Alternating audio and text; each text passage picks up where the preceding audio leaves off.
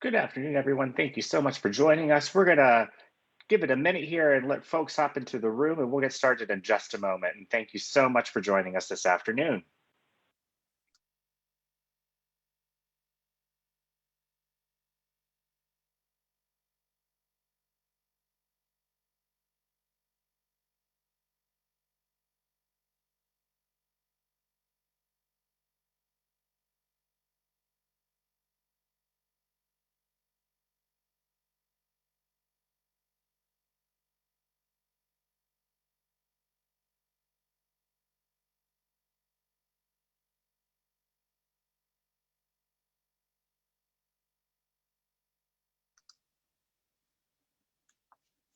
Good afternoon, everyone, and thank you so much for joining us today for this Getting Back on Track Help is Here tour webinar series with the U.S. Small Business Administration and the Public-Private Strategies Institute. Just a little bit of housekeeping here before we dive into the program. If you have a question, please feel free to type it into the Q&A box there at the bottom of your screen. And also, please be cognizant we do not want you to share any personal information in the chat or in the Q&A function there. Today's webinar is all about the South Central region of the Small Business Administration. So we're talking about folks from states in Arkansas, Louisiana, New Mexico, Oklahoma, and Texas. Today's event is part of a program of series that we've been holding with the Small Business Administration. We've been crisscrossing all the regions, and today we are focusing on South Central. So we're glad to have everyone here and joining us this afternoon. And with that, I will go ahead and get the program started by turning it over to my colleague, Rhett Buttle. Well, hello, everyone. My name is Rhett Buttle. I'm proud to serve as president of the Public-Private Strategies Institute. And on behalf of the whole Public-Private Strategies family, we want to thank everyone so much for dialing in primarily from the South region, but we also know we've been doing this series all across the country. And so we have folks visiting us from all across our country and who knows, maybe even outside. And so we have been so thrilled to be able to partner with the U.S. Small Business Administration and the whole Biden-Harris administration, really, as we've embarked upon this tour to really make sure that we're giving small business owners, entrepreneurs, the tools they need to be successful to build back better from COVID-19.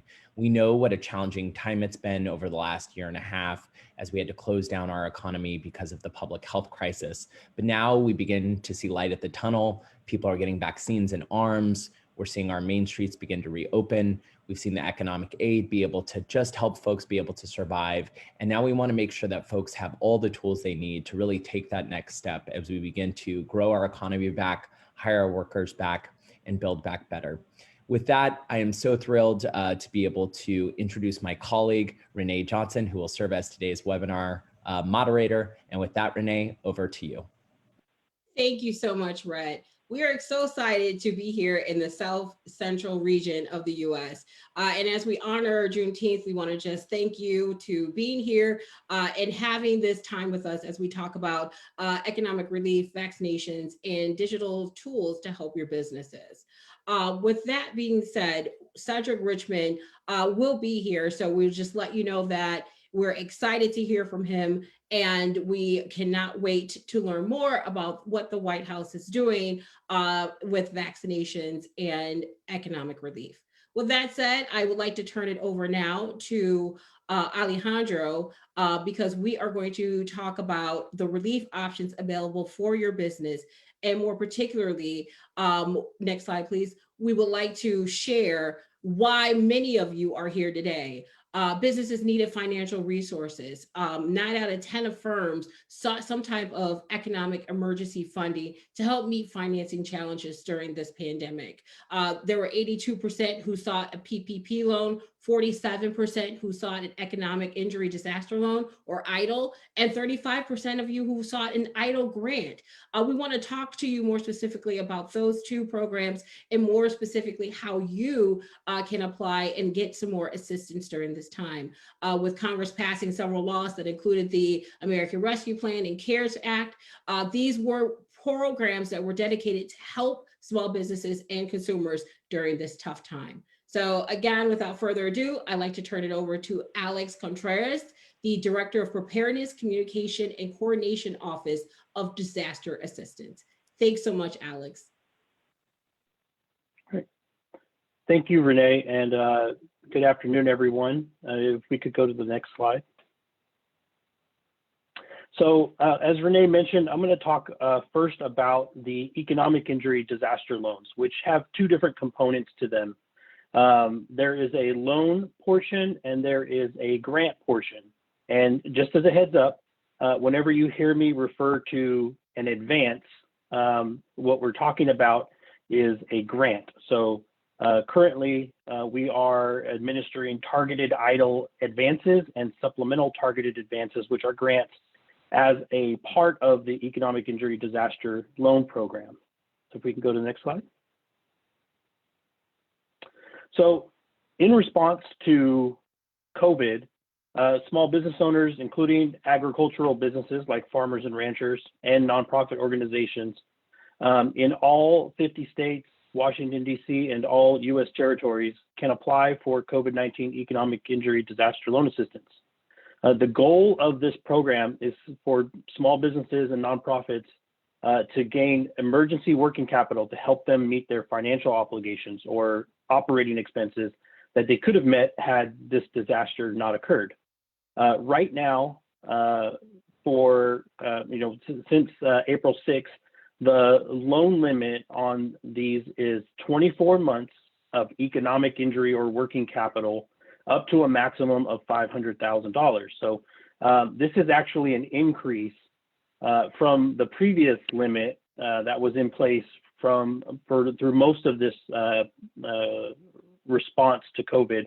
But Administrator Isabel Guzman, within days of being sworn in as SBA's administrator, made a really important policy decision to increase the limit. She went from 6 months of working capital up to 24 months. So basically what that does is it gives businesses and nonprofits applying for emergency working capital, almost triple the amount of funds that they could have received before.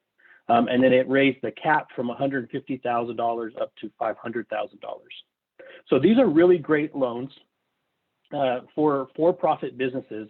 The interest rate is 3.75%, and that is fixed. The interest rate does not change over the course of the term of the loan. For nonprofits, the interest rate is 2.75%. The repayment is over 30 years. So that helps keep monthly payments low. There's no prepayment penalty, and there are no application fees. So as I mentioned before, working capital, normal operating expenses, for example, you can use it for healthcare benefits, rent, utilities, any other fixed debt payments that the business might have.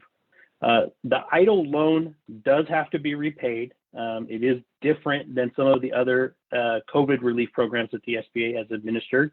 The big one being the Paycheck Protection Program, which we will talk about later in the presentation, but that was a forgivable loan program. The economic injury disaster loan does have to be repaid, but the advance portions of it do not. So the targeted idle advance and the supplemental targeted advance do not have to be repaid if you receive those. Next slide, please. So a little bit about the nature of these loans. So small businesses, small agricultural cooperatives, most private nonprofit organizations of any size, in fact, that are located in a disaster area can qualify normally for an economic injury disaster loan. These are based on declared disaster areas. And so this is a normal economic injury disaster loan that was in place and available even prior to COVID. We wanted to explain this a little bit because we are in the middle of hurricane season. We are monitoring a couple of disturbances out there in the Atlantic and in the Gulf. And so just as serves as a reminder, especially for the South Central region, because you do have coastal states in your area that are higher risk for things like hurricanes and flooding.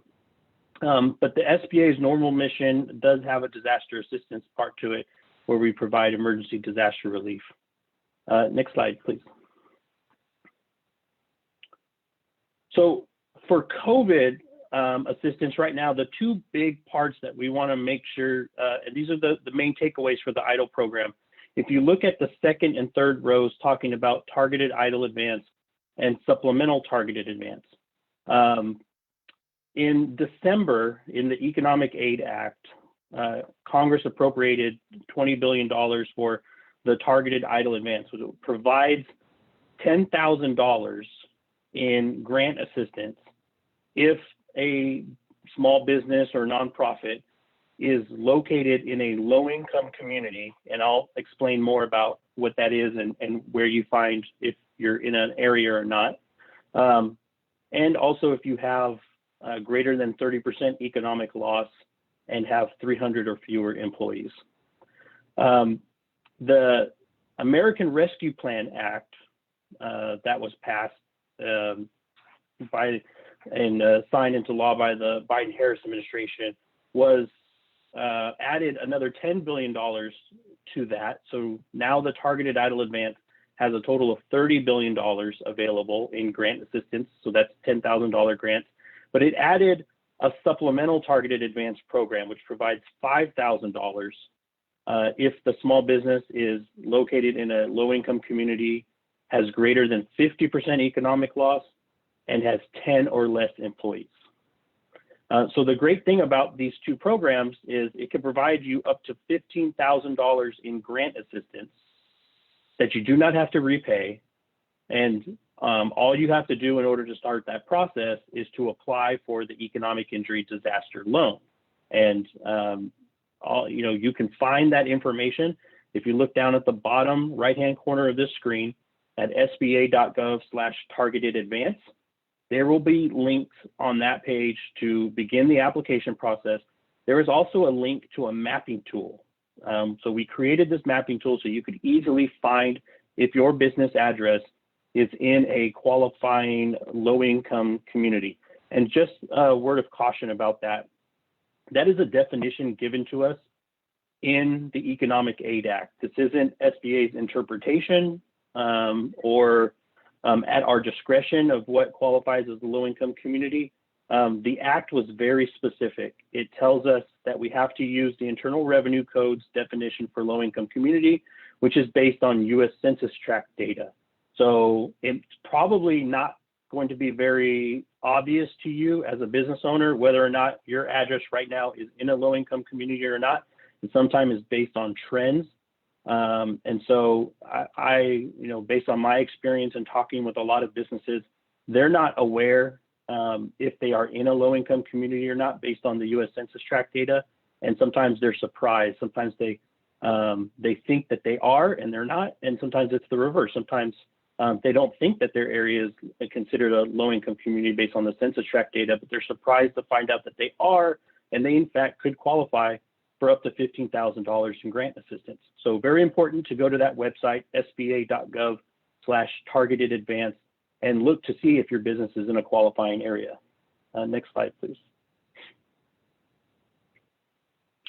So the other two programs that I'm going to talk very briefly about, Shuttered Venue Operators Grant and the Restaurant Revitalization Fund grant. Next slide, please. So the Shuttered Venue Operators Grant had $16.2 billion from the Economic Aid Act and is actually still accepting applications. There are links in the presentation to the application portal. So if you are a live venue, a promoter, an independent theater, or a qualifying cultural institution, we encourage you to go to those websites and see and consider applying because there's still available grant assistance for that program. The Restaurant Revitalization Program, however, has actually used all of the funding for the program and the portal is now closed. But it opened up and very quickly the applications started being receiving, were approved and funds awarded. So the Restaurant Revitalization Fund program considered to be a very great success in the rollout and how quickly it was launched, considering it was one of the last or most recent programs to be created by the American Rescue Plan Act Right now, the application portal is closed. Next slide. So I want to hand it back over to, I think maybe Renee or Herb, but I thank you guys for your time and look forward to your questions. Thank you so much for that, Alex. We are actually now joined by the amazing senior advisor to the president and director of the White House Office of Public Engagement, Cedric Richmond. He was the national co-chairman of the Biden-Harris campaign, and he was also the co-chair of their transition team. He's been a congressman and served in the 2nd Congressional District of Louisiana starting in 2011, and has done amazing things to help so many small business owners. So without further ado, I would love to turn it over to Congressman Cedric Richmond. Hey, Renee, I think we're still waiting for the congressman, so I think we should start with Herb, and when we see his face pop on, we'll switch to the congressman. Thank you so much. Thank you so much. All right, looks like we are going to go to Herb Austin, who is the Acting Regional Administrator of the South Central Region.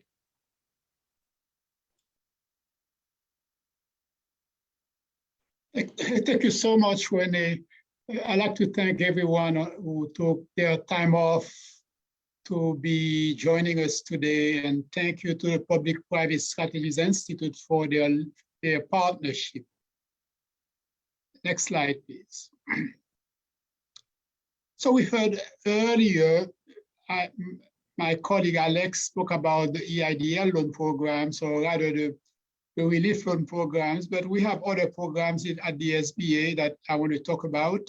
One was a very successful program called the Paycheck Protection Program. The Paycheck Protection Program was a forgiveness program. Some people see it as a grant program. And under this program, we did over 11 million applications for over $800 billion. So the program was, by all accounts, very successful. Then we have a debt relief on the SBA 7, which is our regular programs throughout the year. The 7A, the 504, and micro loan programs where you had special relief. For example, typically the guarantee on a 7A loan over $150,000 would be 75%. Now, as a result of the pandemic, the guarantee has been increased to 90% on all loans up to $5 million.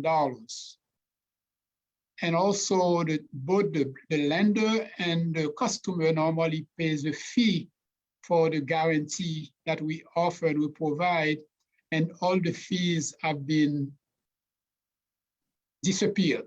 You don't have to pay the fee anymore up until September 30, 2021.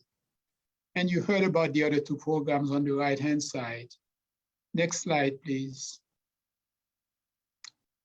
So the Paycheck Protection Programs, of course, as I said it earlier, it is a forgiveness loan program whereby after you would have spent the money, you can then go back to the lender who made that loan to you and apply for forgiveness. And there is a process, and you can read through it. You know, first step one is you contact your PPP lender and complete the form. Then you compile all the documentation that will be necessary to substantiate how the monies were spent. And you submit the forgiveness form and documentation to your PPP lender, who will continue to communicate with you throughout the process. Next slide. So in terms of SBA funding, we have a number of programs. You know, the loan program that we spoke earlier about, the 504, the 7A, the micro loan program. But we do have an investment program that people don't seem to know much about, where in lieu of making a loan to you, we can actually provide debt or equity money so that you can get your business started. And we see that happen in a lot of industries that are new industries. For example, if you wanted to start a technology company, the bank may not be willing to make that loan, but you can find an investor to help you out. to the SBA program called the Small Business Investment Company, where the SBA itself does not provide the funding to you, but provide the funding to the lender, who will then provide the necessary funding to you to get your project started. And you heard about the disaster relief, and you heard about the grant programs that are now available, and the surety bond to get a contract in many industries. In order for you to complete the contract or to even applying for a contract, a bond may be required. And in many instances, the surety bond company may not be willing to provide a bond to the customer without a government guarantee. So we do guarantee for the bonds the same way we guarantee loans to the borrowers. Next slide.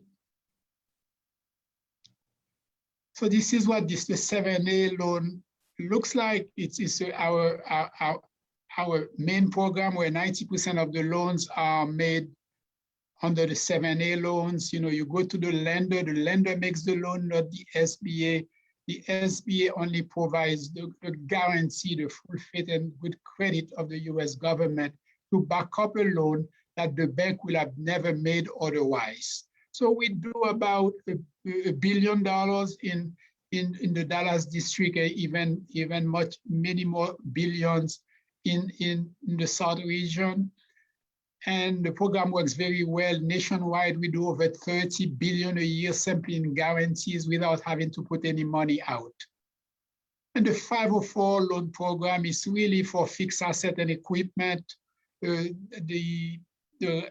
I like to say as an example is someone who is leasing a place, and you get to an increase almost every other year on that lease. If you have an opportunity to purchase it, SBA has a very specialized program where we provide almost a 90% guarantee on that loan. And of course, the microloan program, very successful. A lot of businesses want to start their business and who need a little bit of money may not be able to get it to lending institutions. So we have micro lenders who will consider making a loan of $1,000 to somebody. That's what they need, and up to $50,000. Next slide. The lender match, interesting program that SBA has created a couple of years ago.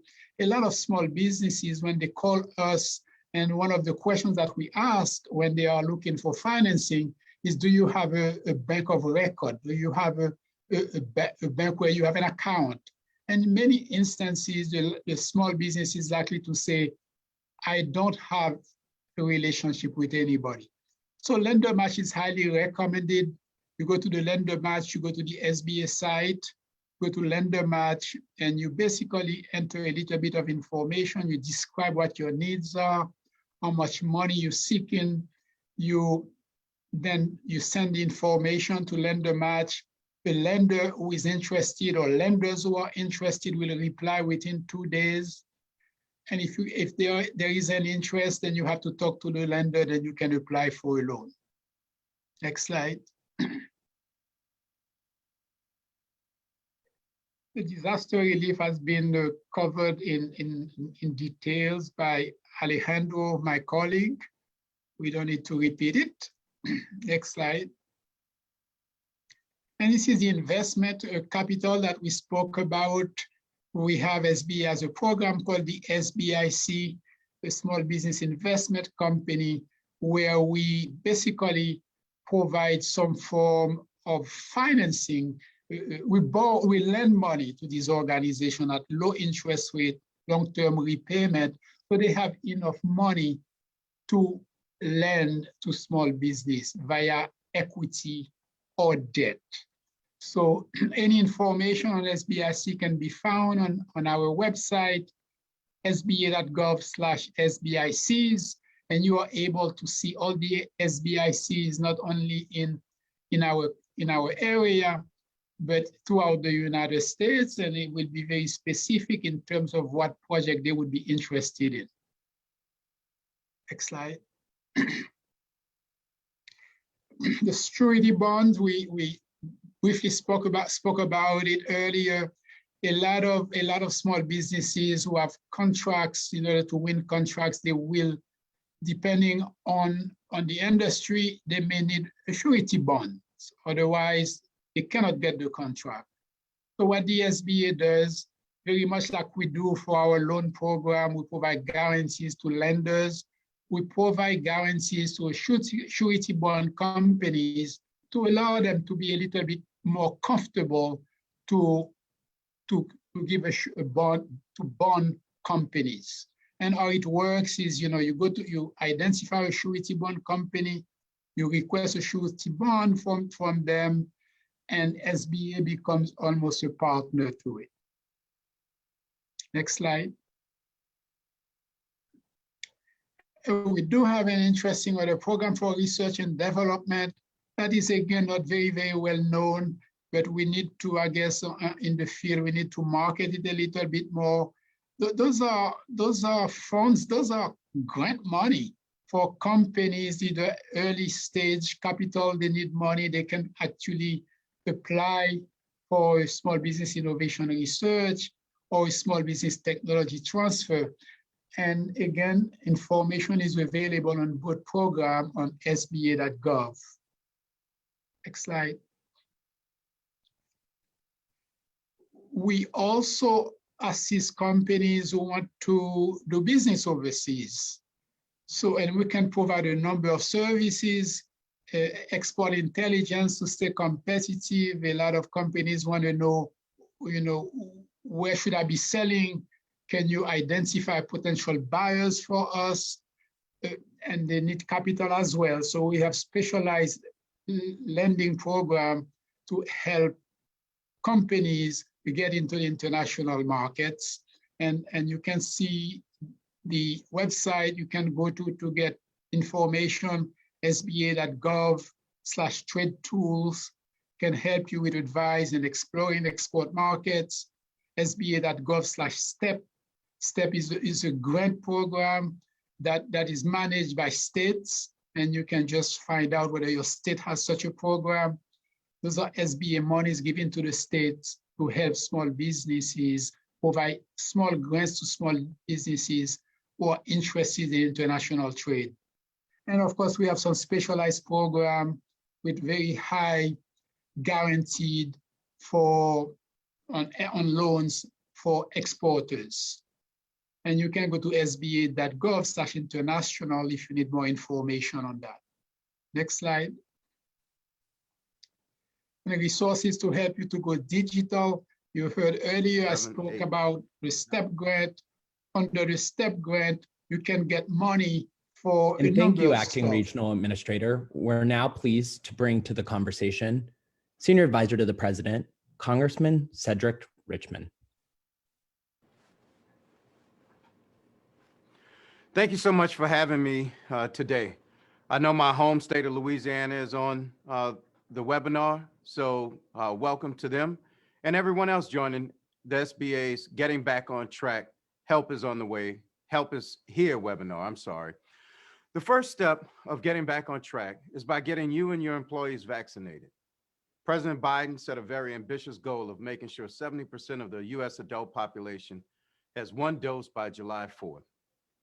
This is critical, very critical to getting life back to normal. Thanks to the president's whole of government response and the hard work of partners on the ground, we have vaccinated 65% of adult Americans. In communities across the country, the virus is in retreat thanks to all the people who have stepped up. But the fact remains, if you're not vaccinated, you are at risk of getting the virus or spreading it to someone else. 72% of Americans aged 40 and over have had at least one shot, but young Americans remain at a serious risk of getting the virus. We have a safe and effective vaccines that were developed through decades of research. And we know they work. As more people get vaccinated, the more cases and death rates fall. We want everyone to be able to go into the summer with the peace of mind that they are protected and that they don't risk spreading the virus to others. That's why We're in the midst of a month of action to mobilize an all of America sprint to get more people vaccinated by July 4th. Vaccines are free and available in convenient locations near you. You can be in and out as little as 15 minutes. Community leaders, faith partners, businesses, charities, athletes, colleges, and thousands of volunteers are participating in the nationwide campaign. As part of the month of action, we're making it even easier to get vaccinated. Childcare providers watching kids for free while parents get the shot. Vaccines at barbershops, baseball games, and even NASCAR races. Pharmacies will be open 24 hours on Fridays. And Uber and Lyft are donating free round-trip rides. I'm proud that the administration is doing everything we can. We are leading canvassing, phone banking, texting into areas with low vaccination rates, coordinating vaccine events. More than 500 organizations have committed to hosting over 1,000 events the first weekend alone, launching a national vaccination tour. This week, the Vice President started a tour to key communities across the South and Midwest. I'm excited to be joining the Vice President tomorrow in Atlanta. Our cities, colleges, and business leaders like you are stepping up too. More than 100 mayors across the country are competing to boost vaccination rates through canvassing, local partnerships, and incentives for people. More than 650 colleges and universities are taking the pledge and joining the COVID-19 College Challenge, committing to take their action to get their students and communities vaccinated. Businesses like Anheuser-Busch, Kroger, and United Airlines are stepping up to offer all adults free beer and drinks on July 4th, the chance to win $1 million and a free first-class flights anywhere in the world. 12 states have already given at least one shot to 70% of adults, and more than 28 states and DC have fully vaccinated half of their adult populations. But millions of Americans still need protection against the virus. That's why we're launching this effort and why we need your help. We need you to let your peers, your employees, and your friends know that it's never been easier to get vaccinated. 81,000 sites, walk-in vaccinations, extended hours at many pharmacies in the month of June, or text 438829 to get a text back with vaccine sites near you. Free rides, free childcare, incentives, or visit vaccines.gov to learn more.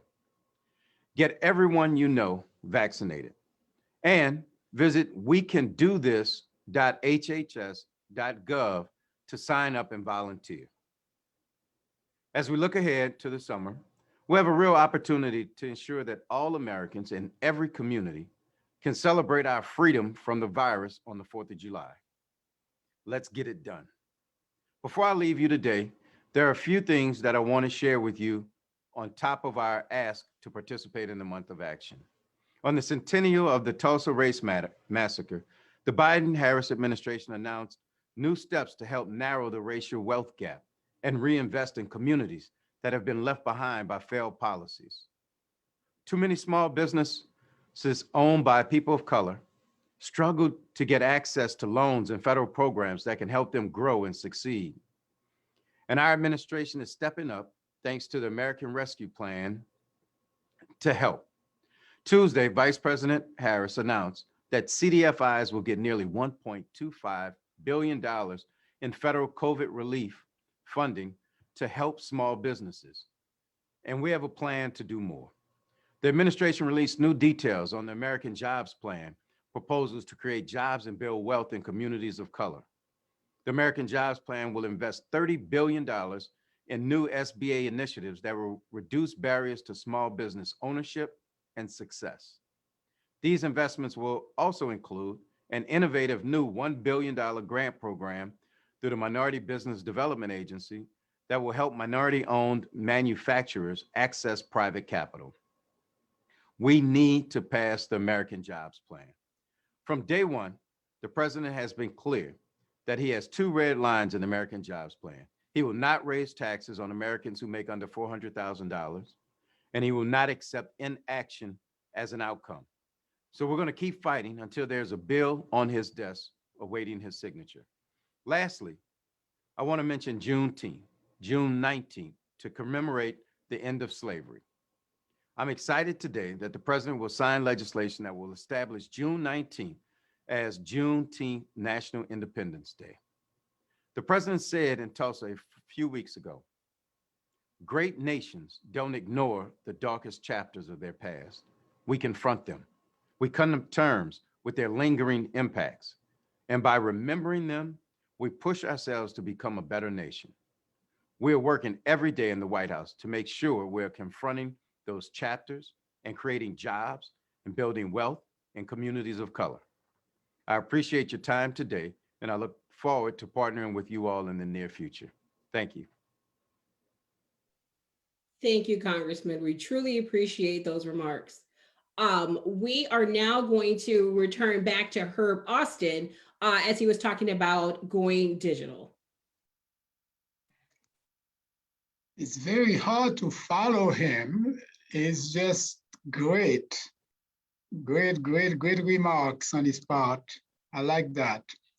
Well, we spoke about to go digital again through the International Trade Program. We have a program called the State Trade Expansion Program, where we, SBA, provide funding to almost all states who apply for one.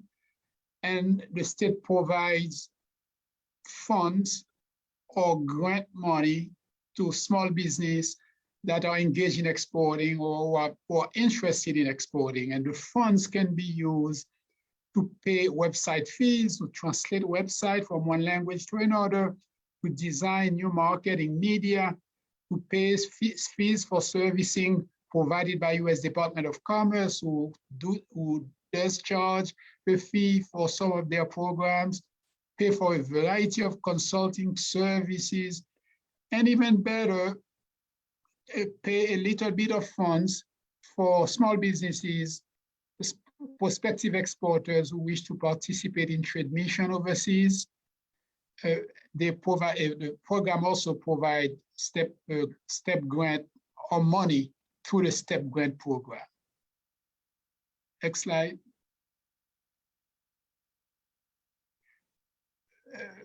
In the US, this is for government contracting. The United States government is the largest purchaser of goods and services in the world. And you have the number here, $500 billion in purchase every year.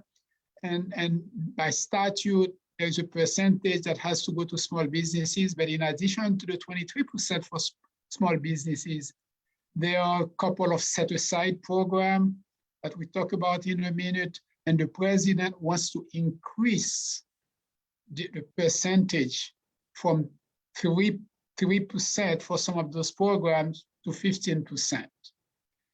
And the program provides about $150 billion to a year on small business contract. And it's a program that one who is in operation, who is already doing business with private sector or with city government or state government, they should really consider joining us under this program. Next slide, please. So under the program that we are discussing, there are, as I said, 23% must go to all small businesses, but we have 4 programs that we call, for the underserved community, if you will, some of them. The first one is the 8A Business Development Program. So, 5% of the purchases must be from 8A firms. And this is probably, a personal consideration that this may be the best set-aside program, the 8A Business Development, because of the fact that once you get into the program, we nurture you for about 9 years, and we help you get contract on a sole source basis. And companies located in hub zone, historically underutilized business zones. And again, a great feature of this program is that those firms are required to hire people who live in a hub zone. And that was the intent of the program, to set up your firm in one of these areas where you can hire people in a hub zone. And the Women-Owned Small Business Program, also a set-aside program, as well as the Service Disabled Veteran-Owned Program. Next slide, please. It is the SBA ecosystem. We're not alone. We have a lot of what we call the funded resource partners, organizations that are either partly funded by the SBA and who help us meeting our mission and the vision of the administration. And you may recognize some of them here. If you go to the sba.gov/OVBG, you will get a listing of what we call the VBOC, the Veteran Business Outreach Centers. We have them in almost all district offices. You have the Veterans Program, sba.gov/veterans. We have the SCORE organizations. These are the organizations of former leaders, former business owners who now retire and who are willing to work under the SBA umbrella to provide technical assistance, mentoring to small businesses or prospective small business owners. We have the women business centers who do something similar, work generally speaking with women, but if you're a man, you walk in, they will still see you. And we have, of course, the Americas Sbdc, the Small Business Development.org. You can go to it and see and find yourself your SBDC. They do more or less the same work as the SCORE, but they are full-time employees, younger counselors who are very good at marketing research, feasibility studies, business planning before you approach a lender for a loan. Next slide. And this is a new program that we have just launched with Community Navigator pilot program, really organizations who can provide a little bit of the same assistance that you can get from SCORE, SBDC, the VBAC, or the Women Business Center. They will provide outreach, education, technical services to increase awareness of the use of SBA programs and services.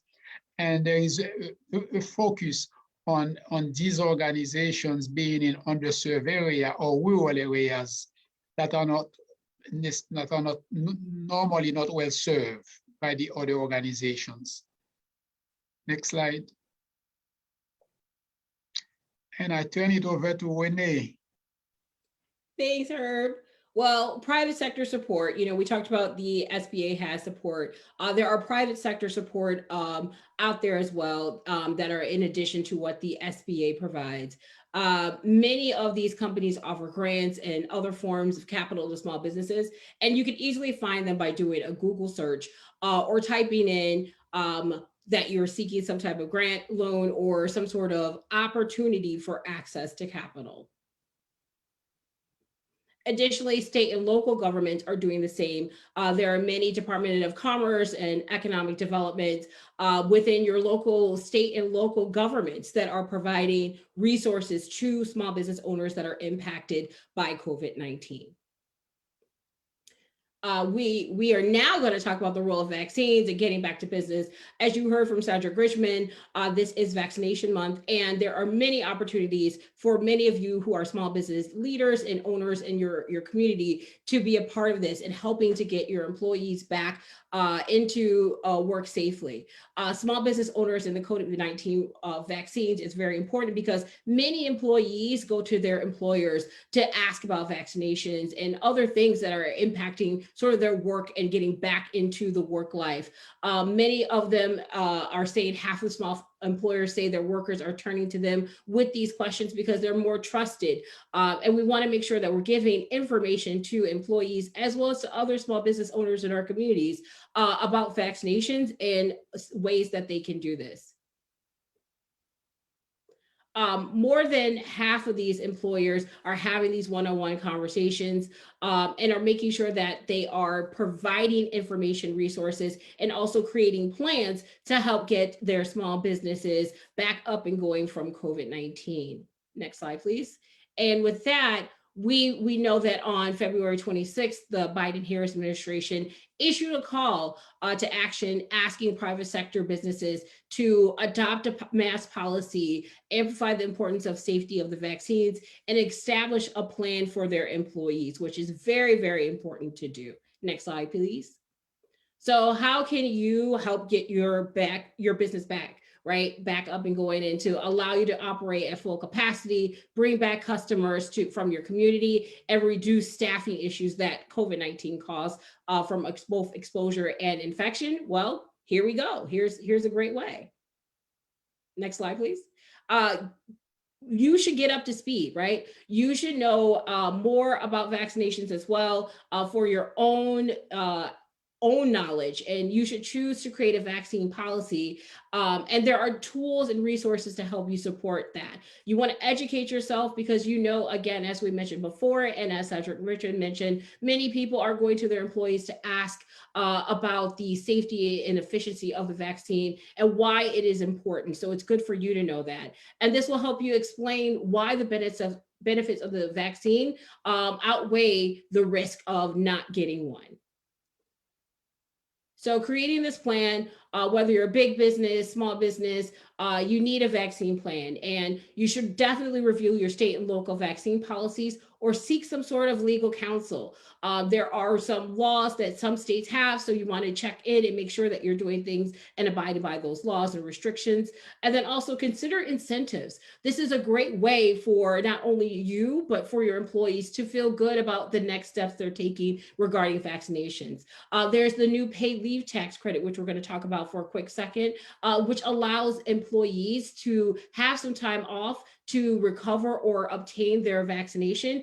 If they have a side effect or anything like that, this tax credit will help not only you, but ensure that your small business is able to absorb the time for those people who are getting vaccinated.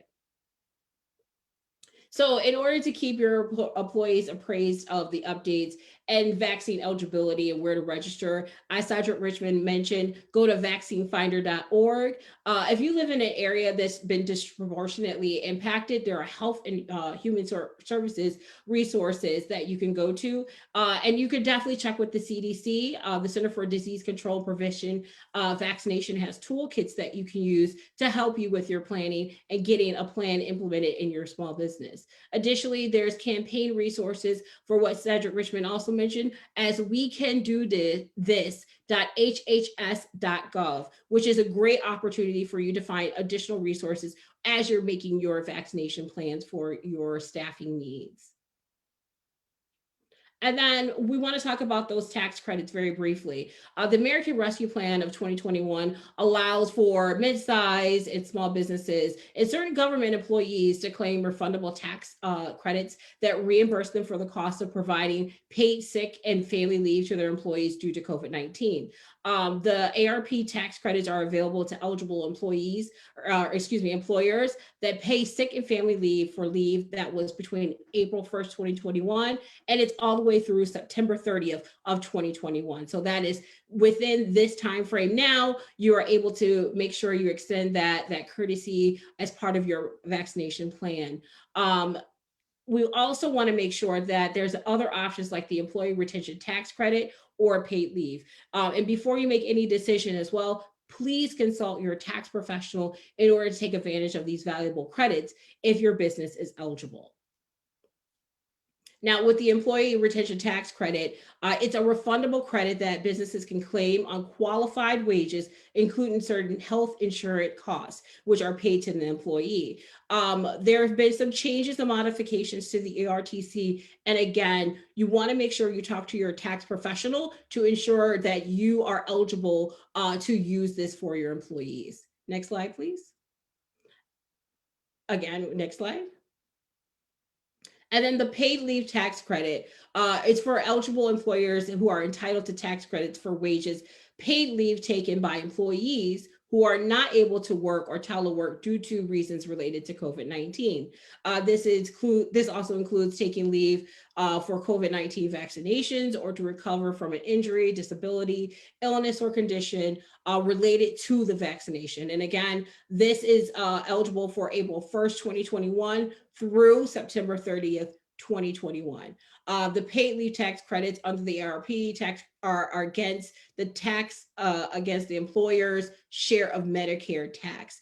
And there is a link at the bottom to find out more information, which is irs.gov/newsroom employer tax credits for employee paid leave due to COVID-19. And if you actually just want to put into one of your search bars, irs.gov newsroom employer tax credits for paid leave due to COVID-19, the website should pop up for you as well to find out more information. But again, talk to your tax professional to make sure that you are eligible for the leave.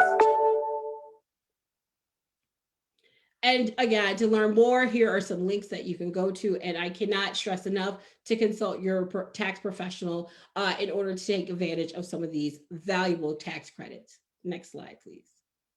And finally, we're going to wrap up with talking about digital resources to sustain and grow your businesses during the pandemic.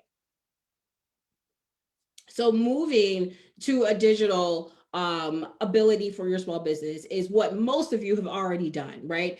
You want to make sure you have web presence for those to know where your website is, for where people can go to make purchases. And also you want to make sure that there is no touch where possible. So you're looking at shipping, you're looking at delivery services. And so these are things and ways to ensure that your business is moving digitally. Next slide, please. We want to just really highlight that you ask yourself if you're assessing whether you have fully implemented a digital resource to move forward. Do you have a website? If you don't have a website, there are resources and abilities out there to help you make sure you have one. Do you have ways to receive digital payments? More people are shopping online now. I know that there are many of you who have sales that going on and are excited to welcome people to your online stores. You want to make sure that there's ways that you're able to collect those payments digitally. So again, you're having less contact with those.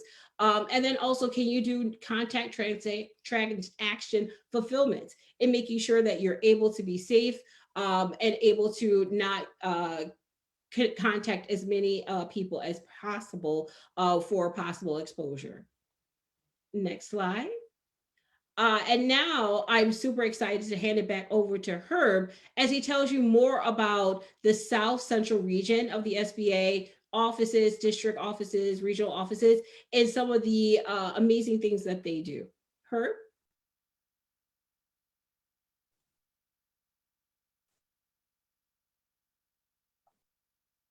Thank you so much, Renee.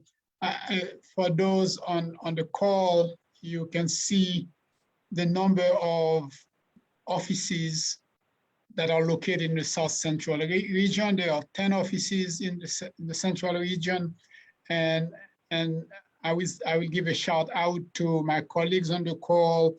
I want them to know that more than 11,600 people registered for this event, and thanks to their effort in marketing and promoting this program. So as you look at that list, regardless of where you are in the South Central region, there is a telephone number, there is a website, an email address for you to reach out to the office should you be seeking for more information or more specific information. Feel free to give us a call, and we're here to serve you. Thank you, Renee.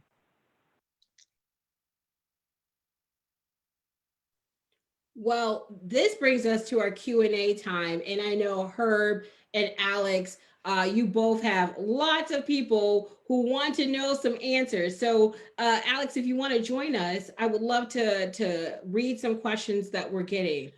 So Alex, I'll start with you. There are people who have mentioned, and I want to make this disclaimer too really quickly for those of you who are watching and putting in questions that are very specific. We understand you have specific issues. We cannot publicly address them, so please do not put any private or your personal information into the Q&A. We are going to have general answers so that we can try to answer as many questions as possible. So with that said, Alex, I'd like to ask, I received an EIDL loan and PPP first rounds. Am I eligible for this current round of EIDL? And is there a max that one can take out? Yes, so thank you for that question. Yeah, so if you're a business and you already received a Paycheck Protection Program loan, and you may have already received an EIDL loan earlier, you could still receive an increase to that EIDL loan. As I mentioned in the presentation, the administrator increased the loan limits, unlocking additional assistance that's available. So businesses could request an increase, receive those additional funds. The key thing here, though, is that the funds should not duplicate any assistance that was provided through one of those other programs. So just a really simple example, if you got the PPP loan and you used it for payroll in, let's say, the summer months, and you're looking to get additional assistance now from the EIDL loan, then that money shouldn't be used for payroll for those same months. So you could use it for payroll for later months, or you could use it for some other working capital purpose during those summer months. But as long as it doesn't duplicate what you got money for before and you're using it for some other purpose or maybe same purpose but a different time period, you're perfectly fine to do that. Thanks for that. Herb, there's some questions that are about what's the difference between regional and district offices in terms of services provided? The regional is an umbrella office. They don't provide services. They're like the super managers of the district offices. The services are provided in district offices. So what you're looking at now, if you were saying Oklahoma, you don't worry about the regional office. The regional office normally has a regional administrator who is appointed by the president and the administrator, and they have not appointed anyone yet. That's why I'm acting in that position. But we just oversee things, but no one goes to a regional office for services. On the other hand, the district office, that's all they are tasked to do, is to provide services to the constituents, to the taxpayers of the United States. So regardless of what service that you're seeking, you really want to call one of these offices that you can look at. And I forgot to say a number of states, as you can see from the map, that are part. We have 6 of these offices are in Texas, but 4 of them are in other states, namely New Mexico, Oklahoma, Arkansas, and Louisiana. So we're well represented here, but the regional office, again, does not provide any service. Great, thank you. Alex, how do I find out the status of my EIDL loan? So the best way to check the status of your EIDL loan is to check your portal account. So all borrowers who have a loan can log into the portal and look at the status of it. It's going to give you all of the terms and everything. And if you've requested an increase using the request more funds feature that's in the portal, then you should also have an updated status. Now, I know, and I've seen the questions, and there's, we have so many questions coming in, which is great to see. Unfortunately, we can't get to all of them, but I do want to acknowledge a lot of people mentioning that that there are delays in getting an update or getting a completed decision on their request for a loan increase, and we're aware of that. One of the delays we're working through right now is obtaining the tax records from the IRS. So I just wanted to assure everybody we are working very diligently on expediting that process so that way we can start getting these loan increase decisions approved at a much faster rate. So I appreciate everyone's patience. We know that you are anxiously awaiting the increased loan funds, and it's our goal right now to try and get those out to you as soon as possible. Thanks so much, Alex.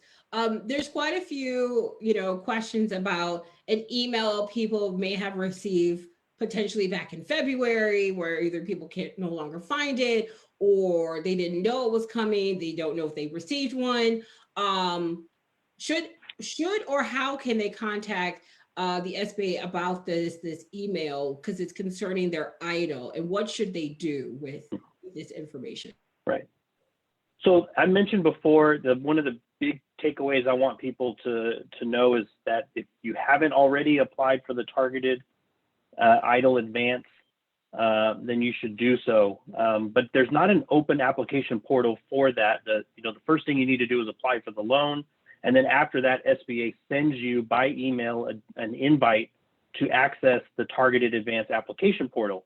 If you can't find that invite, which has a link in it that will only work for you as an applicant, then you can email us at disastercustomerservice@sba.gov, or you can email us at targetedadvance@sba.gov and request that we resend the invite to you. But I'd encourage you to check your junk folder, your bulk email folder, to see if it's in there. I know some people have settings where your inbox might automatically delete those types of emails after a certain amount of time. So maybe it truly is lost or was deleted by mistake. We can resend those to you, but check first to see if you already have it. If not, just email us and we'll resend it. Thank you. I know you just mentioned targeted EIDL. What's sort of the eligibility requirements for someone to apply for that? So targeted EIDL is available to businesses that are in a low-income community. And again, go to sba.gov/targetedadvance, and there you will find a link to a mapping tool. Very easy. Punch in your business address and it will tell you if you are in an area that qualifies. But you also have to have greater than 30% economic loss, which we determine based on your gross monthly receipts for the business from 2019 all the way to the completed months in 2021. And then also if you have 300 or less employees. So that's for the $10,000 for the targeted advance. For supplemental targeted advance, which is $5,000, same low income community requirement. But if you have greater than 50% economic loss and 10 or less employees, you can qualify for an additional $5,000 on top of that $10,000 grant. And we're going to use that same targeted advance application to determine if you qualify for both of those. So you don't have to complete another application for the supplemental. Got it. Going to ask Herb, is there technical assistance provided to help small business owners figure out paperwork, whether they want to apply for a targeted EIDL or any other program at the SBA? Yes, you can reach out to either of our funded resource partners, whether it's an SBDC or a SCORE, a Women Business Center, or a VBOC, the Veterans Business Outreach Center. They should be able to assist you. Great.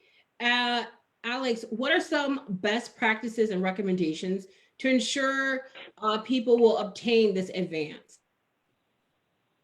Great question. So when you're completing the EIDL loan application, which I mentioned was the first step you have to take for all of the EIDL components, we strongly recommend that you have a copy of your 2019 federal tax return when you complete the loan application. In particular, how you answer the gross annual revenues question and the cost of goods sold question.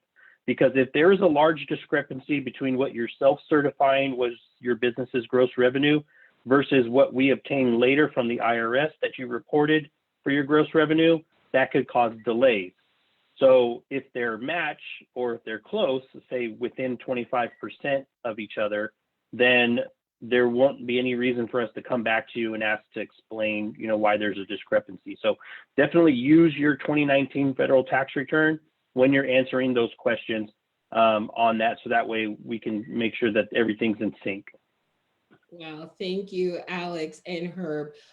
Just want to open the floor for you two to give any parting words before we conclude today's program. Well, thank you so much. I'll go first, if you don't mind, Herb. Just again, encourage everybody. These are really great programs. If you haven't applied yet, or if you know somebody who hasn't, please encourage them to visit our website and, to apply for them, because emergency working capital right now, can really help a lot of businesses.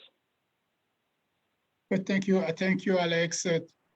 Anyone who is interested in any of the program that you've just heard about, and feel free to call the office where you're located.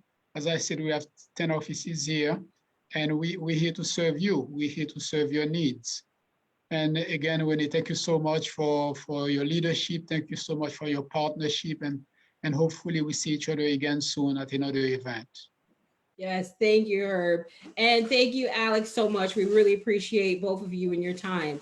We're going to actually pull up this last slide and let all of you know that there are email addresses that everyone has dropped. And so if you have questions or you want to just find out some general information from the SBA, go to answerdesk@sba.gov.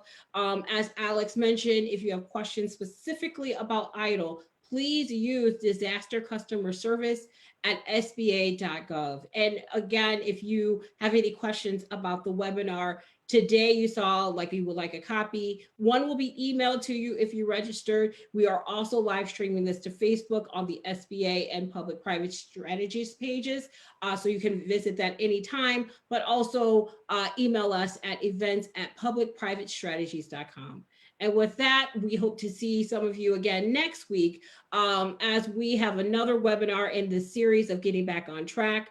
We will be in another region, and we'll be in the region where we will have guests from California, Arizona, and all of those amazing West Coast states. So be back here at 2 p.m.